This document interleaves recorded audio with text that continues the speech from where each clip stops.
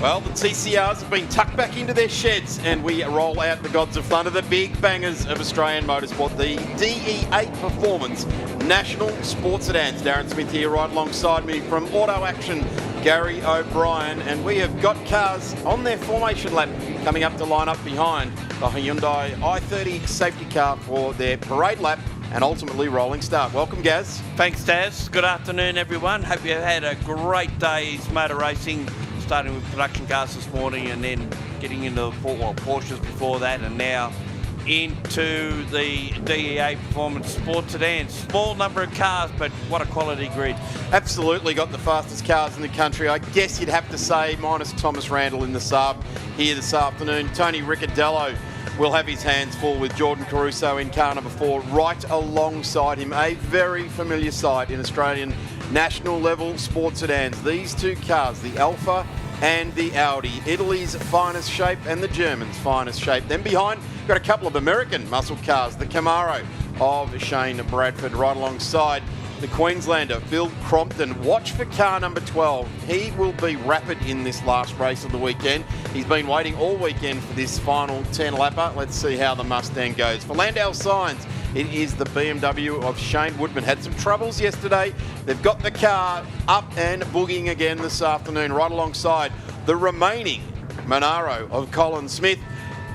And then we go back to Warren Wadley in the TA2 car. Michael Robinson not taking any further part after a head gasket yesterday afternoon. They think it's a head gasket. They haven't done a whole lot of investigating work, though. They did have temperature issues in qualifying, and then by part-way through the race yesterday afternoon, he noticed that the temperature started to skyrocket, and they hope that they've done no further terminal damage to that power plant, because let's face it, that car, just before it did the head gasket, seemed to be going faster than it ever had before. It did. It almost got into a P3 situation in the first race, got very close, and unfortunately just got tucked in behind Warren Wedley's lap car at the wrong moment, and also just the slightest of touch, and it sort of put him out of contention then to snaffle third position, end up in fifth position. But the things to watch, I think, here, we're going to see a new lap record. Certainly Ricciardello should be up for the job. Caruso, we know, set a lap record in the last race at the previous round at the Bend. And the other thing is the two Trans Am spec cars. One built by Riley Scott in the late 90s, that's the Camaro, and the Mustang, which is built locally by Phil Crompton some 10 years or so later. And a magnificent build quality too. Every time I walk through the pits, I stop and have a look at just the exhaust system on Phil's car. It is an absolute It's the most pronounced thing about it, isn't it? It is an absolute masterpiece. If you're into mandrel bends and nice welding, get down and have a look at the Mustang at some stage. Let's enjoy watching this car go around on its home track. If he's starting off the second row of the grid into P4. Tony Ricciardello has had a very busy 3 weeks since coming across the line at Tailem Bend, and they went straight into a rebuild program basically as the car left the track. Jordan Caruso for Auto Union Motorsport, driving for John Gourlay here in this championship this year, the Audi A4. Shane Bradford for Aston Air in that Hot Wheels type of livery, Chevy Camaro. Phil Crompton for Datafin engine tuning in the TA Ford Mustang. Shane Woodman, the BMW M3 GTR, the safety car. The Hyundai i30 safety car travels away from the field, and let's hope we don't go into any ANCAP safety car period and have to see that car out on track. Tony Ricciardello has done this a few times, and he will absolutely play the game off the start here. He knows the strengths and the weaknesses of the Audi, and he knows the strengths and weaknesses of his own car, so he will be using it to his distinct advantage, because it is his opportunity to lead the field to the pace up to the green flag. They're bringing them right up to the line here this weekend, and away we go. If you like your race cars with 700 plus horsepower, squash your face up against the fence and have a good look at the DE8 Performance National Sports Sedan races. Tony Ricciardello just manages to sail into the lead as they go through turn 1 side by side out in front. Yeah, Caruso in second, Bradford third, then right behind him are Crompton and Woodman in their particular cars, followed again closely by Smith. Wadley heading at the back of the field, and we know he is no competition for these cars, not really a sports sedan as such, but making up the numbers, and it's always a good thing. In the meantime, getting away out in front is Tony Ricciardello. I'm expecting Caruso to get quicker as the laps unfold. He'll just be finding his feet with this car. He's only had a couple of runs in it, coming from Excel Racing into a 700 plus horsepower Audi. Don't worry about that plume of smoke coming out of the back of Tony Ricciardello's car on back off and on gear change. It's a engine richening program as we just watch a lock-up off the back of Bradford's car, the Aston Air Camaro, sitting in P3 there. They're running the new ELF unleaded racing fuel. Avgas no longer allowed in Australian circuit racing. Confederation of Australian Motorsport complying with the national rules there. So start of this year, no more Avgas. It's been the happy juice for sports sedans for decades now.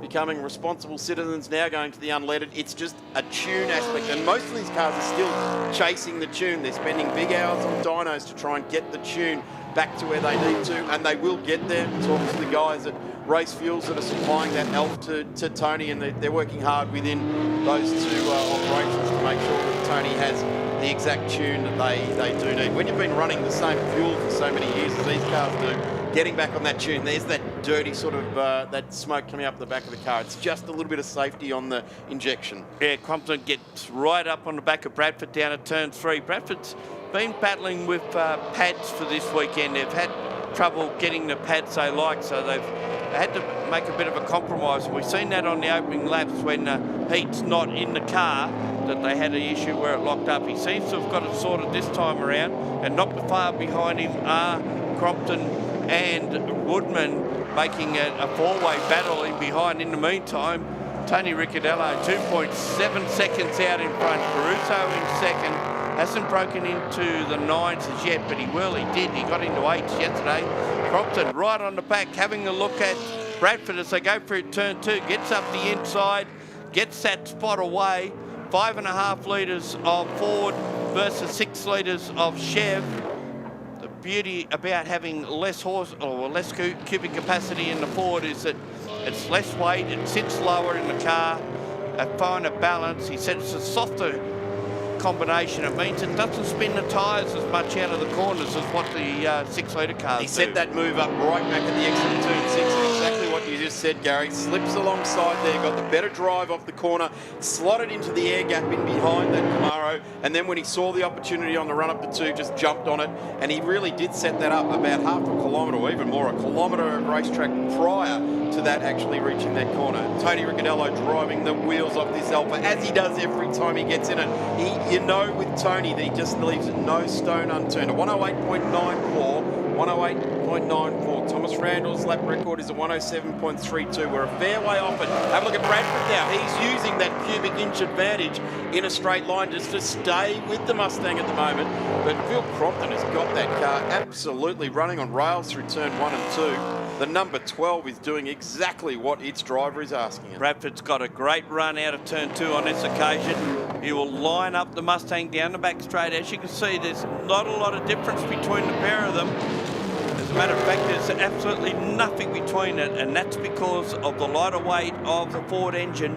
It's just giving him a little bit better traction. I dare say Bradford's getting some wheel spin out of the corners. One of the greatest shots in Australian sports sedan racing is that tail end shot out of turn 3. The big wide tyres underneath the Hancooks just struggling for grip as they apply that 700 plus horsepower to run up to turn 3 here, connecting this double apex left-hander for 4, left-hander for 5, trying to link them up as Ricciardello comes to the line again. It's 108.0. He's still 0.7 of a second away from setting a new lap record. Jordan Caruso now out after him. He's not been able to break into the 8s yet, but he's sort of following Tony Ricciardello 1 lap behind. And as we've seen over the 2 previous races, is that he can close in on Ricciardello right towards the end of the race. Yeah, he just did a 9.3 on that lap. We've seen an 8 from him previously. If you weren't here yesterday, there was 2 races for these cars, and Crompton and Bradford had a great dice. Woodman unfortunately had a suspension failure in practice on Friday, which meant that coming down to this corner, and as a matter of fact, and lucky to pull it up without going into the tyres or what have you. So they spent a bit of time fixing that, misqualifying. And then, of course, we've seen Colin Smith in the second race yesterday spear off at turn 1 and have to make up all the ground that he lost out of them as a result of that. Colin Smith currently down in 6th place. Here's our race leader, car number 5. They are preparing the heat gun to peel that number off this car. They duly want to get the number 1 back on the side of the Alpha. And I'm using poetic justice here, because I can tell you the Riccadellos don't put anything ahead of getting a result in the very next race. It's how they do it. It's one race win at a time. They go to every track each time to win races. And championships tend to come their way. At the moment, if they stay where they are, Ricciardello wins the round on 135 points. Caruso's second on 126. Bradford is third at the moment on 113, but only 1 point in front of Phil Crompton. He won't want Shane Woodman to get past him. If that happens, then Phil Crompton picks up third. And in the championship hunt at the moment, it is Tony Ricciardello on 248 points. Coming into this round, that's all increased already because he's had 2 wins. And Stephen Tomasi in second. Then it is Jordan Caruso in third. Jordan will gain on Stephen Tomasi, but the big thing is that Ricciardello will start to slip away from the opposition in the actual title point score. It will be a better round at round 4 for the DEA Performance National Sports Sedan Series. It's on at Sydney Motorsport Park on Father's Day weekend. And of course, all those New South Wales competitors who are this weekend racing in the state championship will be joining this field. So if you're around Sydney or you're watching from Sydney, make sure you get out to Master Blast on that weekend and have a good look at these cars. And if you're not, come to Winton for the Shannons Nationals that exact same weekend. We'll look forward to seeing everybody there. That's where all you Victorians can go to that one. Yeah, so that will be where it's at, getting on board with TCR and of course the V8 Sleuth Touring Car Classic on that weekend as part of the Shannons Nationals round at Winton. But we have got a serious DEA Sports Sedan battle going on here for 3rd and 4th in the race. Bradford does not want to see this Ford drive away from him, and ranging up in the background there is Shane Woodman, starting to bring that BMW to life as we see our race leader Tony Ricciardello getting through and lapping Warren Wadley out of the back of this field in his TA2, which are a spectacular sight in their own field. With 20 of those cars, they are absolutely awesome. Yeah, a lot of innovation going on with the BMW at the moment. They're had a rebuild on this car not so long back. And so they've had some pretty handy drivers in it. John Bow did some time in it. Crompton getting a little bit of smoke coming out on heavy acceleration there. That won't be anything to do with the tune. That looked to be a little bit blue there. So let's hope that the Mustang is not lacking in performance. That could actually be some sort of differential leak, the way that's sort of pluming around like that. It's not on acceleration at all. It's more of an oil leak from a gearbox or a differential or something like that, running a traditional type of drivetrain in that car as opposed to our race leader running the mid-mount with the transaxle. The Mustang has the engine, gearbox, tail shaft and differential type setup. That's leading 2 cars, both have transaxles. The next 4 cars all run traditional 9-inch Ford diff. Seems to be bulletproof. You very rarely break one of them. I think most of them are strange diffs as well, not weird strange, but strange as in the brand. They're the big strong differentials that some of the earlier floor pan supercars type of things ran. Tony Ricciardello comes to the line again. We've got 2 laps remaining. It feels as though we only just started the race 9 minutes ago. In fact, we only did just start the race. So 10 laps. He lapped pretty quickly in Caruso, the DEA Performance Sports Sedans. Caruso just down to an 8.7, so he's broken into the 8s. He's 7/10 off Ricciardello's fastest time, and Ricciardello did a 7.7 in qualifying, so we know what sort of performance that car's got. But the big thing you always got to remember, Bradford having a bit of a lock-up, pitching that right front wheel going through turn 1. And he doesn't want to do what Cole Smith did yesterday afternoon and spear off there. That will cost him 3rd spot in the race. And what a comeback for this particular car. It was rolled at the bend, not during the race, mind you, but being towed back to the pits. Just an unfortunate accident. And they've had to do a massive amount of rebuild panels, of course, and get the roof straightened out. Some great work by both Bradford and the Ricciardellos as well in between these 2 races. The Bradford car, of course, as you just mentioned, Tony got some had to do some fairly heavy panel work to get it back together, whereas the Ricciardello car, everything you can't see has basically been rebuilt. If you can see it, it's red or it's yellow or it's wheels. They haven't rebuilt them, but it's engine, driveline has had a big spotlight on it, and they've done a lot of travelling over the last 3 weeks. This is Shane Woodman, previous Victorian Championship winner in this car. It's an evolution ago of this car. It's certainly changed a fair bit since then. Plumes of smoke coming out of the Bradford car on upshift. Yeah, on the final lap, fortunately, so hopefully he can bring it home. Caruso went quicker on that last lap, an 8.5, so he's he hasn't narrowed the gap because Ricciardello is actually on a fast one this time, so maybe Have a look at this. Whoa. This is coming alive on the last lap of the weekend for the DEA Sports Sedans, and Woodman looks to the inside now and does it. There's quite a lot of smoke now coming out of the back of Bradford's car, increasingly so. That's going to be some sort of mechanical failure that's occurring there with that particular outfit. And it'll cost him third for the meeting as well. To the line, and it will be Tony Ricciardello to take another DEA Performance National Sports Sedan round. Shane Bradford goes up in smoke, heading down towards turn 4. Second to the line, Jordan Caruso. Fastest lap of the race to Tony Ricciardello with a 108.041. The Audi managing a 108.5, so that's a second off what is Thomas Randall's lap record in the Audi, and half a second off in the Alpha of Tony Ricciardello. Here comes Phil Crompton, coming to take third place in the DEA Performance, taking his rightful spot on the podium in his local round. And Shane Woodman, what a fantastic result, coming home in fourth place. Just reward for some very, very hard work for Liam and the crew down there in the paddock from Riverside Racing that put this car together so very, very well.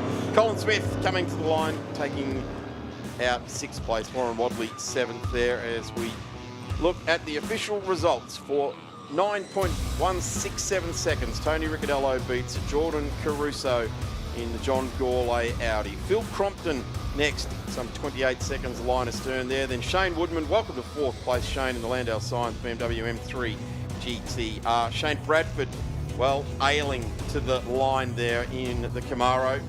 He gets there eventually. Then we have Colin Smith. Here is the cars just winding down. That's that Alpha, the famous Alpha out of Western Australia. And looks beautiful indeed, Gary. One of the most magnificent cars in Australian motorsport. 10 championships to that combination. And as we can see, the Shane Bradford car pulled up just after the line. There's obviously a drama with that car. Here we go, highlights of this race. Off the start, and it was Ricciardello who led the way into turn 1 ahead of Caruso. Side by side, the two Trans Am cars. They battled for quite a few laps until Phil Crompton put this move on Shane Bradford through turn 2 to wrestle away third position, and on his way to third overall, because we'll see later that Bradford had that problem. Here's the BMW, big lunge, there's the problem. Smoke starting to pour from the Bradford car. Let's hope we can get that car recovered without it ending up on its roof here this afternoon, as this was the run to the line. Shane Woodman ultimately driving away. Here is Tony Ricciardello dealing out a masterclass to all that want to learn in sports sedans. He takes another win in the DEA Performance National Sports Sedan Series. What a great result, as we will be back at Queensland Raceway in just a few moments. We'll have prototypes on the menu.